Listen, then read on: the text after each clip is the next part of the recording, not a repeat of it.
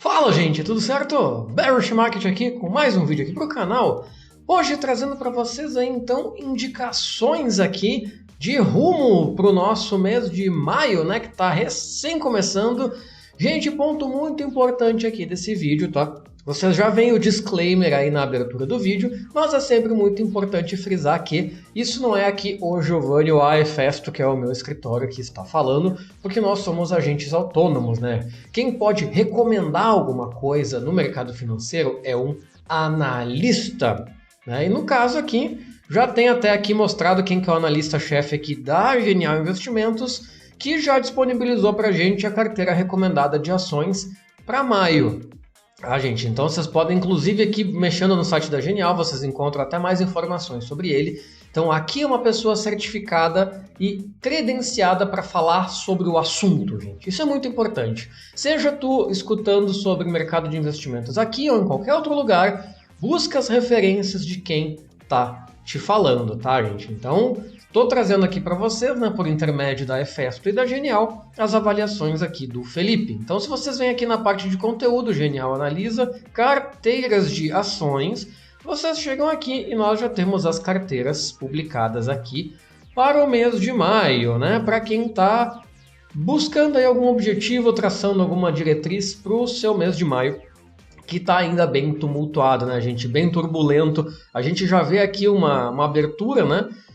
Falando um pouquinho sobre inflação, recessão, estagflação, né? Temos o problema ainda lá do conflito de Rússia e Ucrânia e possível lockdown na China. Cada vez mais cidades são trancadas, a coisa está bem complicada por lá. Aqui, nessa primeira semana de maio, nós vamos ter a reunião do Copom, que possivelmente é o que tudo indica, aumentará ainda mais a nossa taxa de juros, né? Ou no mínimo deixará ela no patamar atual.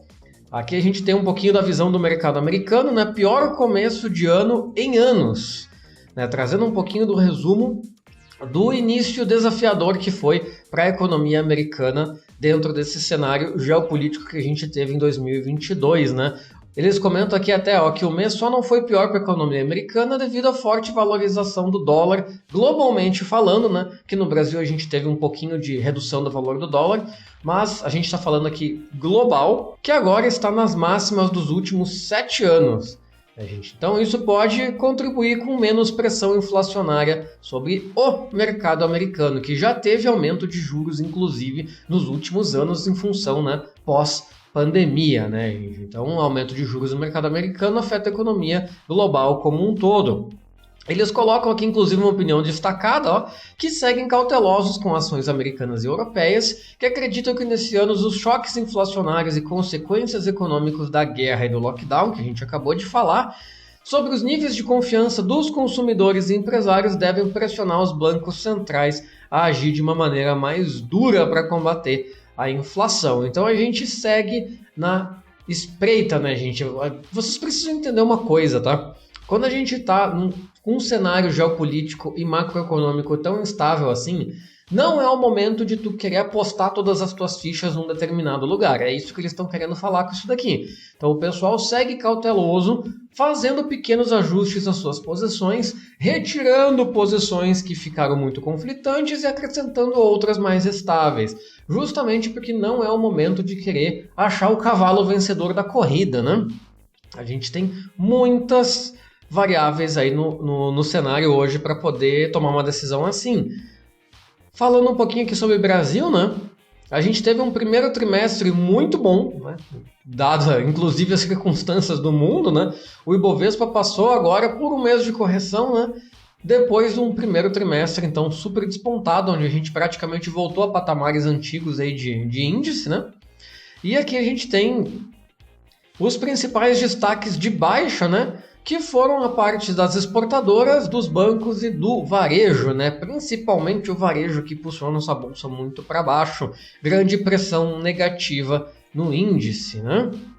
E é claro, um ponto que tem que ser monitorado, que é relacionado à continuidade do fluxo de investimento estrangeiro dentro da nossa bolsa, gente. Vocês têm que entender que talvez uma das poucas coisas boas que venha da nossa taxa de juros estar aumentando é que isso nos torna interessante, nos torna atrativos para o investidor internacional.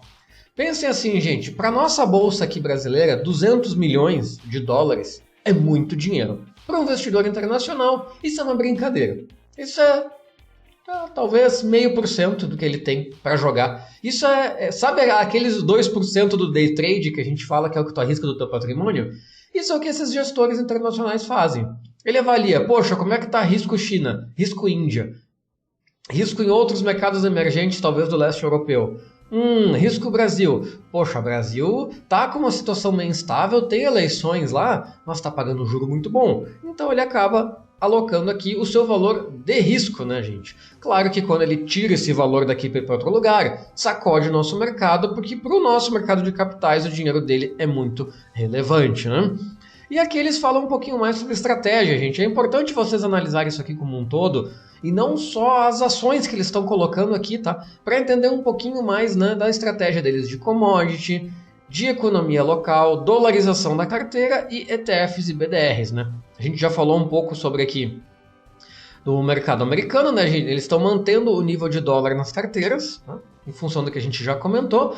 Aqui as empresas ligadas a commodity, ó, maior volatilidade e especulação em torno das empresas exportadoras, que é o que a gente acabou de ver que foram uma das que mais baixaram, né? E estão em busca de pontos de entrada interessantes nesse tipo de mercado. Então tu está tendo um recuo aqui, eles estão buscando pontos aí de baixa para poder fazer um aporte, né? E economia local vão buscar ser reativos a qualquer sinal de piora que possa impactar no setor. Aqui eles trazem um pouquinho do resumo das carteiras, né? Eles têm carteiras das 10 principais empresas de Bovespa, das 5 principais, 8 de small caps, 5 de micro caps e 5 de dividendos, né? Então aqui eles têm o beta da carteira, o dividend yield da carteira. Tudo isso aqui, gente, se vocês não conhecem muito desses termos, aqui é o local de perguntar, tá? Deixa ali nos comentários que eu esclareço essas dúvidas para vocês. Vamos começar aqui pela carteira, então, a Ibovespa 10, que talvez seja a principal, a mais diversificada para o investidor aí geral do mercado. Podem ver que a carteira deles aqui apresentou um recuo de 9%, comparado com o índice que caiu menos 10,10%. Então a carteira da Genial caiu menos do que o índice caiu, né? Gente, vocês têm que entender que não existe milagre aqui, tá? Se as nossas empresas todas estão apresentando recessão, não tem como uma carteira XYZ apresentar saldo positivo.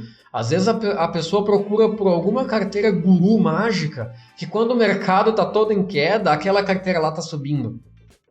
É por isso que tem a diversificação dentro do teu cenário de investimentos, gente. Então, se a ação está caindo, tu tem que ter papéis em DI, em criptoativos, em fundos imobiliários, em outras coisas que estejam puxando para cima para compensar o que agora está puxando para baixo. Já é um cenário muito positivo aqui dos analistas da Genial por estar tendo uma performance melhor do que o Bovespa, porque é isso que eles buscam, né, gente? Então, tu vê aqui as empresas que saem fora, ó. A própria B3, Vale, que é uma grande exportadora, né? E a parte da Alpa aqui também saindo, para entrar duas companhias de energia aqui, transmissora e geradora de energia e multilaser. Então vejam que eles estão dando, né? Tirando um pouco do risco da exportação, colocando mais no mercado interno e empresas mais estáveis, né? Que são as geradoras e transmissoras de energia. Aqui então o pacote que continua inalterado, um pouco de banco, um pouco de varejo.